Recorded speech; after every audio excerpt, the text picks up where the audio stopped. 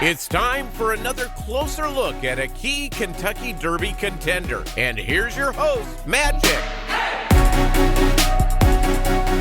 Well, MadRacingNews.com, Magic here to talk to you about my favorite horse for the 2022 Kentucky Derby, and that is Epicenter. We're going to take a look at the road that got him to the Kentucky Derby along the Fairgrounds Trail. We're going to only look at the races from his 3-year-old season. We're going to start with the Lecomte Stakes at Fairgrounds, and this is an interesting one to start with because this is the one race since he broke his maiden that he lost. He was at Fairgrounds, as I mentioned, for the Lecomte Stakes. This was back on January 22nd. And it's been a while since we've seen a Louisiana trail horse really make a significant noise to try and win the Kentucky Derby. But I think Epicenter is the horse to do it. Now, you're going to see him here in the replay. He is going to go straight to the lead. He is the 5 horse. Epicenter, to me, is a horse that doesn't need to be on the lead, but you see him go and do that here. He's facing Papa Cap in the Lecomte Stakes. Papa Cap is going to make things a little difficult for him. He's also facing Surfer Dude, who's there on the rail. Surfer Dude was a stretch-out sprinter. Trafalgar was a horse coming into this into the Lecomte Stakes that he looked good breaking his maiden. He finished second to Classic Causeway on debut, and Classic Causeway had that very impressive maiden special weight win at Saratoga. So here you're going to see Papa Cap, the 3-horse, your 3-2 favorite. He was coming off of the Breeders' Cup Juvenile, where he finished second. We've learned since Breeders' Cup Juvenile has not produced very strong horses, but Papa Cap here, this was probably the best effort that he's given of his at least 2 turns of his career. Epicenter still looking very comfortable as he's going through the turns. Jockey Joel Rosario, very patient, waiting. By the way, interesting here, you see kind of ranging up 4 or 5 wide on the turn there, the 6. That's Cyberknife. That's a different horse going to be running the Kentucky Derby. Not a good effort from Cyberknife here. He's looked much better since. But here we go. Epicenter off the turn. He comes off the turn a little bit out. He's on the 3 path. That opens it up for Papa Cap. And now Papa Cap's going to push him pretty steadily inside here. And Rosario, he's going to give him a crack of the whip there. Gives him another. Now he goes left-handed. He's keeping him in mind, goes left-handed. He's clear of Papa Cap, right? At this point, Rosario thinks, I've got this one. He has no idea that over his right shoulder, here comes Call Me Midnight. Right there, Rosario stopped riding, and then he sees the 8. And it's too late, and on the wire, Call Me Midnight springs the upset. It really no other way of putting what happened there other than calling that an upset. 28-1 for Call Me Midnight. He would return to face Epicenter in the Louisiana Derby 2 races later. But here's why I think this race for Epicenter was actually pretty good. The horse seems like he's push button, right? When Rosario says go, he goes. He handles the horse to his inside Surfer Dude, who is a stretch-out sprinter, so lots of early speed. Handles that well. It just, Rosario, to me, I think just kind of shut off a little bit. Thought he had it won. And Call Me Midnight, I mean, right on the wire, kind of nails it there. Let's go now talk about the Risen Star Stakes. This is the second leg of the fairground. Well, I guess now it's the third leg, right? You have the Gunrunner Stakes in December.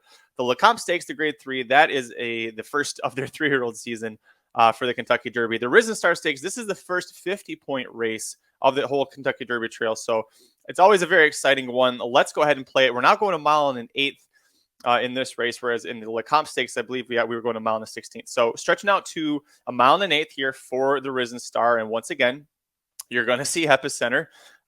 He is the 5 horse. He's going to go, well, he's sitting there. He's going to sit there for a minute, wait for things to suss out. He's on the lead. He's got this 9 horse. I completely forgot this horse was even in this race.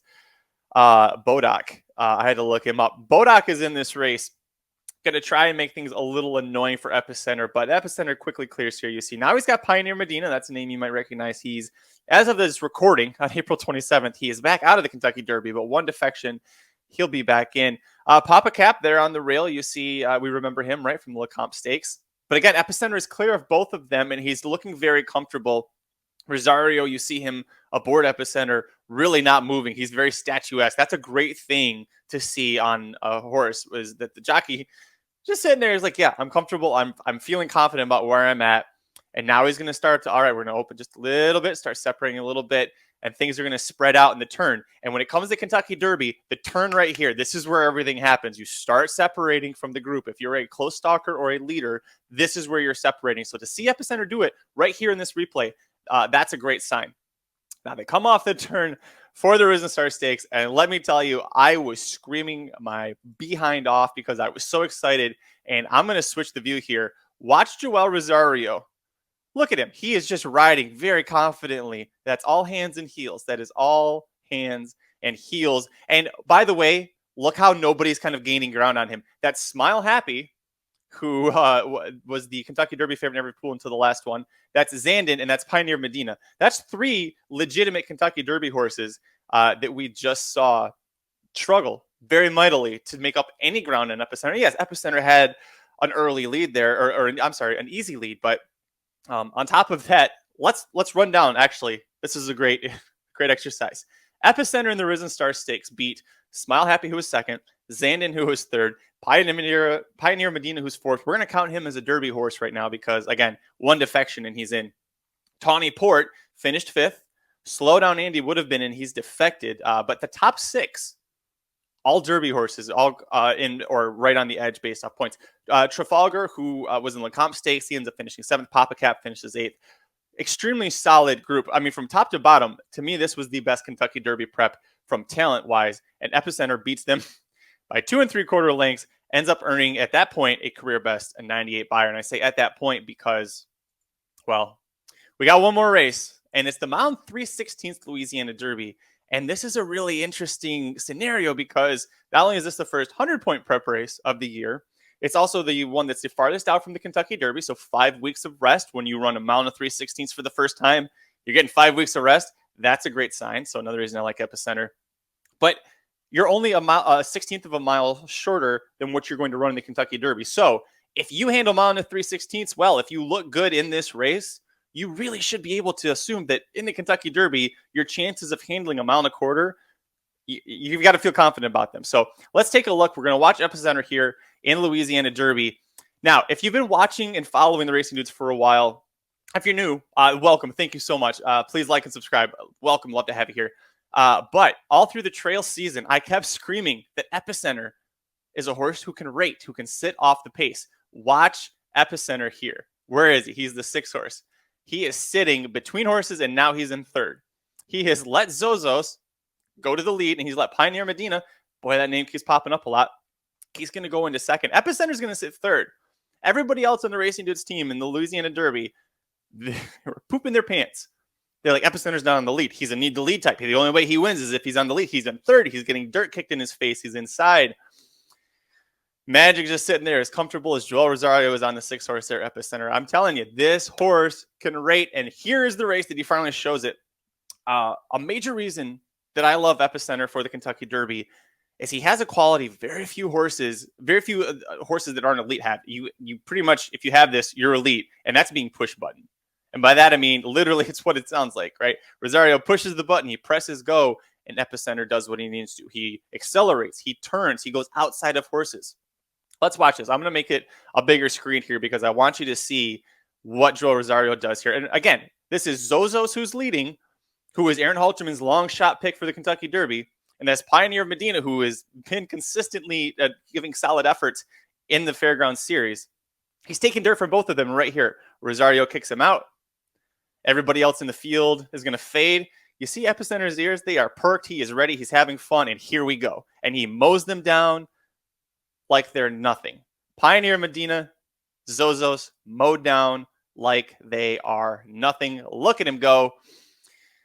Oh, man. Now just imagine he's doing this, going a 16th of a mile longer on the first Saturday of May at Churchill Downs. That is Epicenter winning the Louisiana Derby for fun. Still looks like he had a lot more left in the tank there. What do you think? Did I convince you? Is Epicenter your pick now? Do you still have an opinion that someone else is going to do it? Maybe you don't like Epicenter. I really can't find a fault in his game, but maybe you can. Tell me what you think. Leave a note down below in the comments. Again, please like this video, subscribe to our channel. We have all sorts of Kentucky Derby content coming out daily leading up to May 6th and 7th.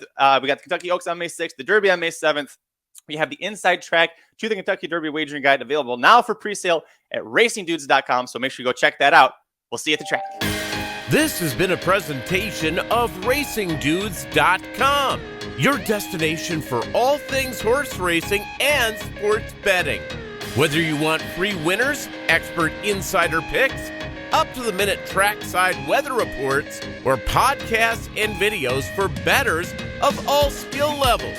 Never make another wager without visiting the Racing Dudes. First,